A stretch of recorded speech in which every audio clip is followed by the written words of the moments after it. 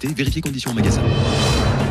La matinale de Radio Classique avec David Abiker. Et avec Guillaume Tabar pour l'éditorial avec Le Figaro. Qui l'eût cru hier, en Allemagne, à Berlin, les patrons manifestaient inquiets pour l'économie allemande. En France, les patrons se manifestent. Plusieurs patrons d'ailleurs, dont Bernard Arnault hier sur cette antenne, de grandes entreprises françaises s'inquiètent des perspectives fiscales du prochain budget, Guillaume. Et oui, alors ils ne font pas de politique au sens où ils ne se prononcent pas sur les équilibres partisans, ils ne disent pas il faut voter à la censure, ils ne fixent pas des lignes rouges comme le font les partis, mais ils attirent l'attention sur les répercussions sur leur activité, sur la vie de leur entreprise, des choix budgétaires et notamment fiscaux qui se dessinent. Alors ce n'est pas la première fois que des patrons s'expriment de la sorte, mais c'est vrai que leur voix est plus remarqué que d'habitude, et cela pour deux raisons.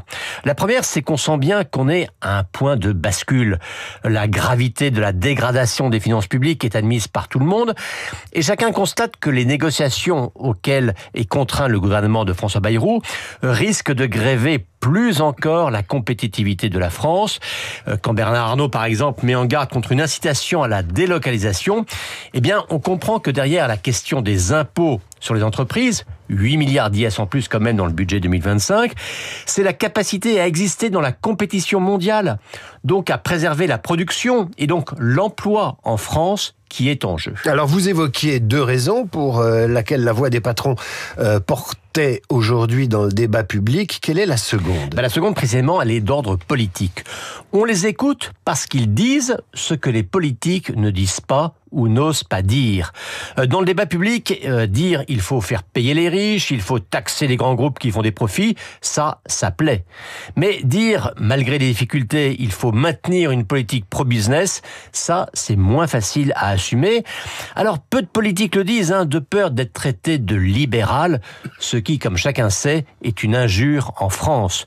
Même à droite, des voix comme celle de David Lisnard, qui est sur ce créneau, sont assez rares. Et puis, il y a surtout un acteur qui ne joue pas cette partition. C'est le ministre de l'économie, Éric Lombard. Certes, son premier défi est de faire voter son budget, ce qui l'oblige à négocier avec la gauche. Et d'ailleurs, il aime cet exercice. Il s'est félicité d'avoir reçu pas moins de 17 partis ou groupes parlementaires. Mais habituellement, même dans un gouvernement de gauche, le patron de Bercy est celui qui pousse le plus à la défense des entreprises. Eh bien là, non. Et François Bayrou s'était même vanté d'avoir choisi pour ce poste un profil de gauche. Et comme le dit un patron du CAC 40, on attend du ministre de l'économie qui ne parle pas uniquement au PS, mais aussi au monde de l'économie. Alors face à cette situation, comment réagit Emmanuel Macron, le plus pro-business de tous ? Oui, ça n'est pas lui qui fait le budget.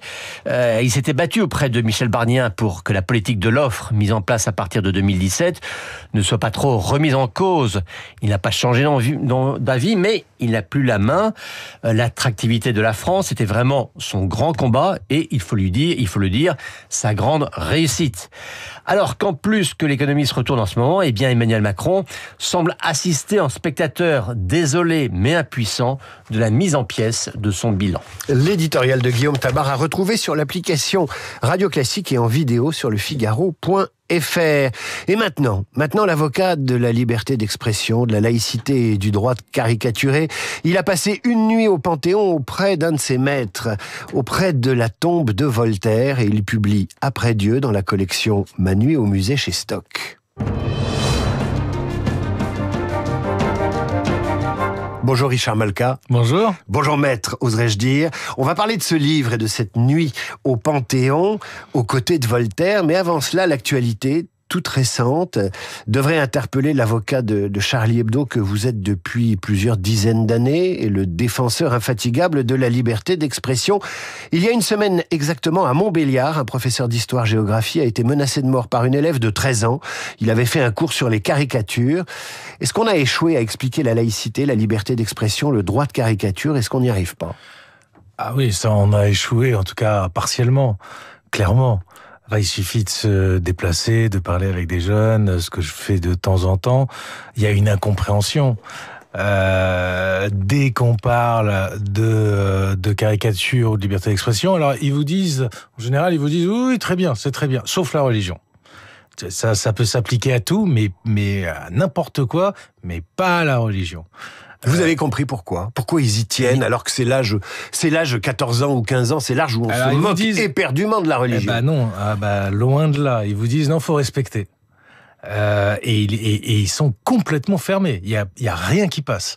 Dieu sait si j'ai travaillé sous tous les angles d'attaque, mais là il y a un blocage. C'est assez inquiétant parce que il y a un refus de réflexion, d'esprit critique, de discussion. Le simple fait de discuter, c'est déjà un blasphème. Et on voit une radicalisation sur cette question-là. C'est-à-dire ils ont fait de leur religion, que par ailleurs ils ne connaissent pas vraiment, une identité. Et donc plus rien ne passe. Vous constatez ça uniquement... Et ça va jusqu'au rejet de la liberté. Bien sûr. Richard Malka, vous constatez ça uniquement sur la religion musulmane ou vous constatez aussi une quête d'identité religieuse chez d'autres jeunes ? Non, on va dire les choses comme elles sont. Oui, c'est essentiel. Alors on dit les religions parce que voilà, parce qu'on veut ménager tout le monde. On veut pas en pointer une. Mais en réalité, le trouble, le raidissement, c'est autour de l'islam. Alors il y a une confusion avec le racisme. Il n'arrive pas à faire la distinction entre la possibilité de critiquer une religion parce que précisément on lutte contre l'oppression et la lutte contre le racisme et les discriminations qui, elle, est complètement légitime. Et ils font pas la distinction parce que ils ont fait de leur croyance leur identité. Et c'est le début du fanatisme, en fait. Il y a et on voit ça chez les plus jeunes, quelque chose d'assez troublant et d'assez inquiétant. Il y a les ferments du fanatisme. C'est tabou. On n'en discute même pas. Et les profs, qu'est-ce qu'ils vous disent ? Ils sont désespérés. Ils sont désespérés. Quand ils disent on n'est pas formé pour enseigner la laïcité, vous les croyez à moitié et vous vous dites c'est le pas de vague ou c'est tout simplement la peur qui est assez légitime ? Alors, il y a de la peur, mais non, il y a aussi une réalité, c'est que c'est compliqué ça demande à être formé soi-même. C'est pas si évident que ça d'expliquer en quoi c'est ce qui nous permet de vivre ensemble, ce qui nous permet d'être libres, ce qui nous permet d'éviter les conflits religieux, ce qui nous permet de nous émanciper, de nous trouver nous-mêmes, de se détacher de là où on vient aussi. C'est ça la laïcité, c'est être différent, avoir le droit d'être différent de ses différences. Non, il y a un refus, il y a un rejet. Donc les profs, faut être formé. Et puis il y a de la peur qui est légitime. Mais enfin moi, il se trouve que je fais pas mal de conférences avec des profs d'histoire géo. Ils ont ça à cœur de transmettre les valeurs républicaines. Mais c'est compliqué. C'est très compliqué. Et puis, c'est un peu désespérant. Parfois, on baisse les bras parce qu'on se dit, mais je trouve pas de moyen de rentrer. Est-ce que la société n'a pas changé ? Il y a des enquêtes dans les entreprises auprès des jeunes cadres qui sont de plus en plus tolérants vis-à-vis de la cantine halal, vis-à-vis des contraintes religieuses qui pèsent sur le travail. On dirait qu'en fait, la peur de choquer, la peur d'offenser prend le pas aujourd'hui sur la défense des principes. Et ça, c'est une évolution sociétale qui vous transforme, Richard Malka, en hussard noir de la Troisième République, comme si vous étiez le dernier des Mohicans à défendre un système laïque que les gens voient un peu comme une antiquité républicaine. Ils vont se réveiller dans un monde qui ne leur plaira pas beaucoup et encore moins à leurs enfants parce que on a mis des siècles à se dégager de l'emprise du fait religieux sur nos vies et on y retourne. Ça s'arrête pas aux cantines ou à des choses assez anecdotiques. À un moment, ça vous impose de ne plus parler de rien. En fait, tout devient atteinte aux religieux. À un moment, ça devient très pratique. Celui qui ne fait pas le ramadan, et on a le droit de le frapper, voire de le tuer, comme à Bordeaux il y a pas longtemps. On peut plus s'embrasser dans la rue. Enfin, c'est ça le monde religieux. Ou alors on se prend des remarques. On peut plus te porter de jupe au-dessus du genou parce que c'est pas possible. On ne peut plus parler de tout un tas de sujets et voire même enseigner la théorie de l'évolution l'enseignement. On ne peut plus enseigner la littérature. Je me rappelle ce témoignage d'un prof dans le Nouvel Obs, qui n'est pas un journal islamophobe, il y a quelque temps. On ne peut plus enseigner la peinture. Je vous rappelle ce fait où une prof montre un tableau du XVIIe siècle et ça crée un scandale. On ne peut plus rien faire. On ne peut plus enseigner la Shoah. On ne peut plus enseigner l'histoire. On ne peut plus faire l'historicité des religions parce que rien que ça a des conséquences très pratiques. Donc, moi, je sens aussi une prise de conscience de la société. Il n'y a pas que des gens. Il y a une prise de conscience de où ça nous mène, cette philosophie de je veux pas être offensé, il faut respecter, y compris l'intolérable. Mais ça, c'est aussi notre responsabilité d'avoir enseigné. Oui, le respect, c'est très bien, mais le respect des personnes, pas des croyances. Et on a oublié. Alors, transmettre l'un sans l'autre, c'est une catastrophe. Et ça, c'est notre responsabilité d'avoir fait ça. Richard Malka, vous n'êtes pas aidé par les chemins que prennent l'islam rigoriste. Vous n'êtes pas non plus aidé par ce qui se passe aux États-Unis.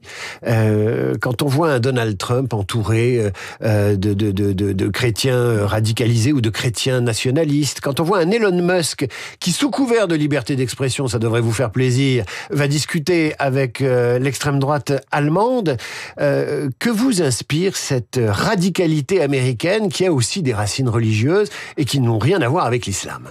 Le retour du fait religieux, il est effectivement, c'est dans toutes les religions.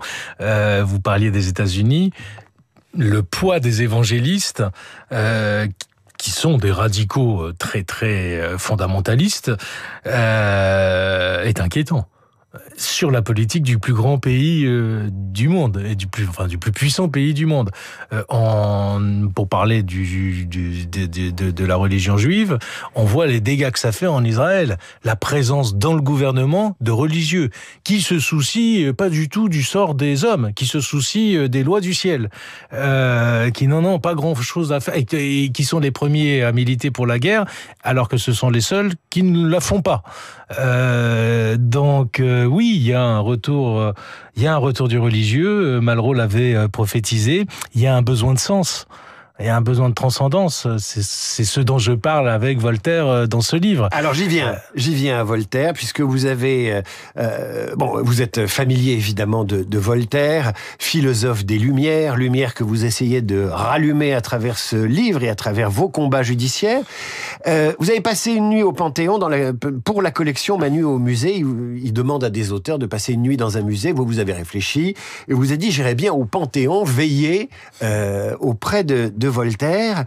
Pourquoi vous avez choisi Voltaire et pourquoi c'est un compagnon de route intellectuel et philosophique pour vous? Parce que s'il y a une personne dans notre histoire qui a consacré sa vie à se battre contre le fanatisme religieux, c'est Voltaire. On lui doit un bout de nos libertés et en particulier la laïcité. Il est un des initiateurs, des inspirateurs de la Révolution française. Donc, et puis c'est un personnage truculent, qui est drôle, qui est méchant, qui est brillantissime. Donc passer une nuit au Panthéon avec Voltaire, c'était évidemment un exercice délicieux. C'était surtout un exercice qui me permettait d'aller plus loin dans ma réflexion et d'essayer d'aller au bout de ce que j'avais envie de dire sur le sujet religieux dans un livre avec de la place pour parler de tous les sujets les plus sensibles qu'on ne peut pas traiter dans une interview. Richard Malka, quand on passe une nuit parmi les tombes, parce qu'il y en a d'autres évidemment, mais à côté d'une tombe, dans ce qui est une église, le Panthéon, c'est une église, on se met à méditer, on se met à penser sur soi-même. Je me dis que peut-être, je ne sais pas si vous avez prié à votre façon, mais est-ce qu'on retrouve quelque chose qui s'assimile au religieux alors qu'on écrit sur le fanatisme religieux? C'est une expérience quasi mystique, et effectivement, de passer une nuit dans ce bâtiment absolument incroyable, très peu visité, bizarrement. Alors, je suis très rationaliste, donc je peux pas dire que j'ai eu une réflexion religieuse. Et puis, je partage avec Voltaire une chose, malheureusement pas le génie, mais mon peu de goût pour l'introspection. Donc ça vous a obligé. Mais ça m'a obligé. Et effectivement, pendant l'heure où je me suis assoupi, puisqu'on vous installe un lit, au pied de la statue de Voltaire, à côté de sa tombe, alors là, bizarrement, ils sont tous venus me voir. Jaurès, Zola, Victor Hugo, Gambetta, et donc il y a un chapitre dialogue avec tous ces gens-là. C'était assez troublant. Mais on n'en sort pas tout à fait indemne, effectivement, d'une nuit pareille. Quand on passe une partie de sa vie professionnelle à défendre la liberté d'expression, à pourfendre les religieux, les tartuffes, ceux qui veulent nous faire prendre des chemins qui sont pas conformes à nos conceptions de la liberté ou de la philosophie ou de ce qu'on croit ou pas dans la vie, quand on passe une partie de sa vie à ça, il y a souvent un élément fondateur. Quelle est la piqûre, quelle est la blessure qui fait que c'est devenu un vrai combat? Justement, alors là pour le coup je me livre à cette introspection dans ce livre, j'essaie de retourner dans mon enfance, parce que moi j'ai jamais souffert personnellement du poids du religieux. Ma famille était pratiquante mais très très décontractée. Je ne saurais même pas dire si j'étais croyant en fait. Mais j'ai le souvenir... Petit, j'allais assez souvent en Israël pour voir la famille. Enfin, mes parents m'emmenaient parce que leur famille résidait là-bas. Et j'ai le souvenir d'un quartier de juifs très très très intégristes, Lubavitch, avec qui étaient habillés comme en Pologne alors qu'il faisait 45 degrés, avec leurs longues redingotes. Et dans ce quartier, qui oblige leurs femmes à se couvrir de la tête aux pieds avec des perruques et des collants, toujours par 40 degrés. Et surtout, quand vous allez dans ce quartier, en fait, et que vous n'êtes pas habillé comme eux, on vous lance des pierres. Ouais. Et ma mère m'avait raconté ça petit. Et c'est un souvenir qui est resté très, très présent. Et peut-être que ça vient de là. Et en tout cas, je me souviens que de voir des gamins qui, eux, n'avaient pas choisi, des gamins de 4 ans, de 5 ans, porter cet accoutrement, me révulser. Il y a quelque chose, et c'est un sentiment très profond que je ressens encore 50 ans plus tard. Richard Malka, une dernière observation qui va peut-être vous faire réagir. Un des premiers discours qui s'est opposé à la radicalité de Donald Trump, qui a appelé sa compassion en direction des migrants, c'est celui de l'évêque Marion Budd, qui n'a pas hésité à sermonner le président américain, en public évidemment. Le sermon a fait le tour d'Internet. Parfois, souvent, les religieux nous rappellent la compassion, et parfois ils sont utiles. On a entendu des voix pendant la Deuxième Guerre mondiale s'inquiéter de ce qui arrivait à l'humanité, et aux Juifs, parfois il y a une conscience religieuse qui résiste. Alors, on a entendu des voix pendant la Grande Guerre mondiale, mais il y a aussi un paquet de voix qui n'ont rien dit. Bien sûr. Au sein de l'Église. Religieuses ou pas, d'ailleurs. Oui, absolument. Je crois pas qu'on ait besoin de religion pour exprimer de la compassion. Richard Malka, merci. Il faut absolument lire Après Dieu, ce livre de méditation auprès de la tombe de Voltaire. C'est dans la collection Manuel au musée, c'est paru chez Stock. À bientôt, monsieur l'avocat. Merci d'être venu défendre cet essai. À suivre le rappel des titres, la revue de presse d'Hervé Gattegno et notre esprit libre du jeudi, Franz-Olivier Gisbert, Radio Classique.